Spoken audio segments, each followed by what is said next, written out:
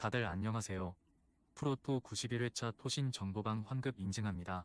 당첨금은 세후 금액인 거 알고 계시죠? 다들 아시겠지만 한 경기 취소되어 당첨금이 반토막 났지만 그래도 당첨 모두 축하드리며 오늘 경기도 분석 시작해보겠습니다. 금일 첫 번째 경기 이와키 대 야마구치 분석 시작해보겠습니다. 전방 압박의 효율이 좋은 편이다. 물론 야마구치가 앞선에 힘을 실어주는 팀에게 더 강하다고는 하나, 이와키에게 올 시즌 멀티 실점을 안긴 팀은 요코하마 FC와 시미즈 두 강팀뿐. 지난 시즌에도 야마구치를 상대로 이 경기에서 1실점을 허용하는 짠물 수비를 선보인 바 있기도 하다. 물론 야마구치의 수비력도 만만한 팀은 아니다. 지난 시즌 이와키의 전방 압박을 블록으로 막아내고 무실점으로 오히려 이득을 챙긴 것. 원정에서도 올 시즌 홈과 같은 43%의 무실점 비중을 기록하는 등 홈원정 가리지 않고 모두 안정적으로 수비력을 보여주는 것에는 성공하고 있다고 볼 수 있다. 무승부를 기대해보고 있다. 두 팀이 서로의 압박과 블록 구성에 골을 기록하는 모습을 잘 보여주지 못하고 있는 상황이다. 야마구치가 상대가 올라오는 상황에서는 더 나은 득점력을 보여준다고 하지만 일단 이와키가 보여주는 밸런스의 원천이 압박이라는 점은 생각해야 한다. 금일 두 번째 경기 구마모토 대 요코하마 FC 분석 시작해보겠습니다. 구마모토의 단점은 압박을 뚫어내는 능력. 짧은 패스로 이어가는 편인데 상대가 압박하면서 빌드업을 막아세우는 상황에서는 득점력이 뚝 끊기는 모습이다. 문제는 요코하마 FC가 보여주는 플레이도 이와 흡사할 가능성이 높다는 것. 전진하다가 공이 끊기는 상황에서는 수비가 급격하게 흔들리는 양상도 강한 편이다. 기복은 있는 편이지만 기존은 한결같은 모습을 보여주는 편이다. 전방에서의 압박과 공을 끊어낸 뒤 달려가는 카운터를 중시하는 것. 구마모토를 상대로도 어느 정도 실점을 허용하는 경우가 있었지만 이 양상으로 득점력을 끌어올려서 구마모토를 잘 잡아내는 면모를 보여주기도 했다. 요코하마 FC가 유리한 매치가 될 것. 결국 요코하마 FC의 압박 전술에 대응이 거의 되지 않을 것을 감안해야 할 것으로 보인다. 실제로 올 시즌 짧은 패스 빌드업이 압박에 막히는 상황에서는 공격력도 부진한 모습이고 요코하마 FC와의 전적이나 상성도 구마모토 입장에서 좋지 못한 편. 금일 세 번째 경기 가시마 대 도쿄 베르디 분석 시작해보겠습니다. 기본적으로는 도쿄 베르디처럼 선수비 성향의 팀에게는 약점을 드러내는 모습이 있었다. 다만 상대에게 꾸준히 공세로 수비 라인에 압박을 느끼도록 하는 것은 가능할 것으로 보이는 상태에 도쿄 베르디가 이런 상황에서 후반에 보여주는 안정감이 꽤 떨어지는 모습이 강해 가시마가 일단 후반전 페이스를 잡을 수 있다고 판단하는 것은 꽤 합리적이다. 최근에는 실점률을 잘 줄이는 모습을 보여주면서 J리그 1 환경에 적응이 되었다는 평을 들을 수 있었다. 하지만 지난 경기 PK 허용과 후반전 실점으로 2골 차이를 따라잡히는 등 여전히 약점이 없지는 않던 모습. 시즌 초반 라스트 미닛 골 허용으로 인해서 고생을 상당히 한 모습인데 지난 매치에서도 후반 실점이 발목을 잡을 뻔했다.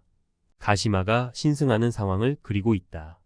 물론 수비를 우선시하는 팀을 상대로는 부진한 흐름도 있어 전반부터 골이 펑펑 터지는 상황은 아닐 것.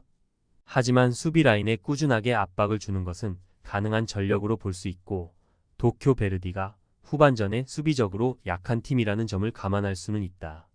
금일 네 번째 경기 야마가타 대 미토 홀리토크 분석 시작해보겠습니다. 미토를 상대로는 아주 약했다. 점유를 가져가는 빈도가 많지만 올 시즌 기대 득점이 17이라는 점에서 빈공에 시달리는 전력이라는 점을 알 수 있을 것. 이 때문에 미토가 가진 블록을 공략하는데 애를 먹으면서 야마가타가 석패하는 상황을 자주 만들었다고 볼 수 있을 것이다. 실제로 2016년 이후로는 미토 상대로 2골 이상을 기록한 적이 없다고. 미토가 지난 경기에서도 좋은 모습이었다. 감독이 바뀌었지만 상대의 빌드업을 원천적으로 봉쇄하는 양상은 충분히 합격점을 줄 수 있던 요소. 경기에서 일부러 다득점을 노리는 특성을 가지고 있지 않지만 감독이 교체된 상황에서도 야마가타를 상대로 우세한 흐름을 만들 수 있던 선수 B- 후역습 성향을 보여줄 수 있다는 점은 포인트다. 미토가 승리를 기록할 것. 그만큼 야마가타가 보여주는 점유 대비 득점력이 좋지 못하고 야마가타가 이 때문에 미토와의 상성이나 전적에서는 상당히 밀리는 양상. 미토가 감독이 바뀌었음에도 빌드업을 막아 세우는 역량에서는 별다른 문제가 없었다. 금일 5번째 경기 후지에다 대 아키타 분석 시작해 보겠습니다.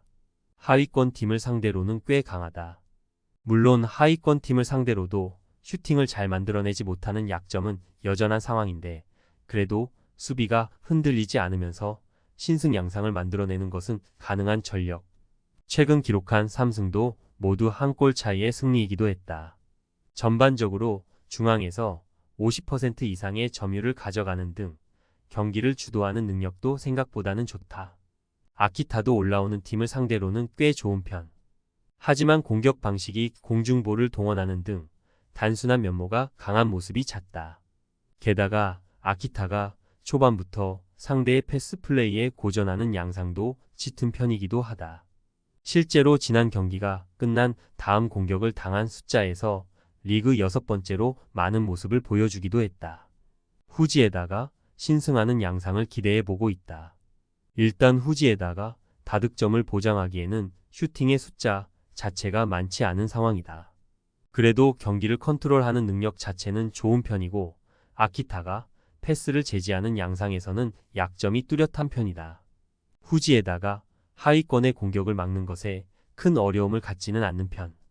금일 6번째 경기 도쿠시마 대 도치기 분석 시작해 보겠습니다. 공격력이 아주 뛰어난 팀은 아니다.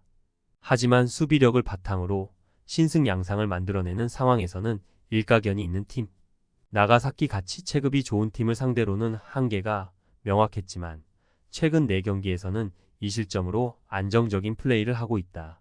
특히 4-4-2나 300 등 수비적인 포메이션을 보여주는 상황에서 안정감이 뛰어나다. 원정에서의 리스크가 매우 큰 편이다. 공격은 지난 시즌에도 슈팅 횟수에서 난조가 심했으니 그러려니 할 수 있으나 도치기의 수비는 상당히 심각한 편. 물론 홈에서는 블록의 안정성이 좋은 편이라고 보는 것이 맞지만 30실점 중 23실점을 허용하는 원정에서는 다실점 양상이 쉽게 나오는 것이 단점이다. 도쿠시마 승리를 기대해본다. 일단 수비적으로 안정세를 약체들 상대로는 보여줄 수 있다.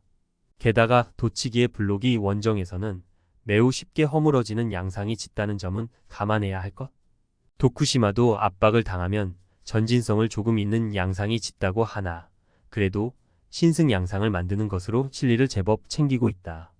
토신 최종 조합은 영상 아래 고정 댓글로 말 걸어주시면 토신 정보방에서 무료로 공유해드립니다. 제발 손해보면서 토토하지 말고 다같이 웃으면서 즐겁게 베팅합시다. 함께 하실 분들은 부담 갖지 마시고 편하게 말 걸어주세요.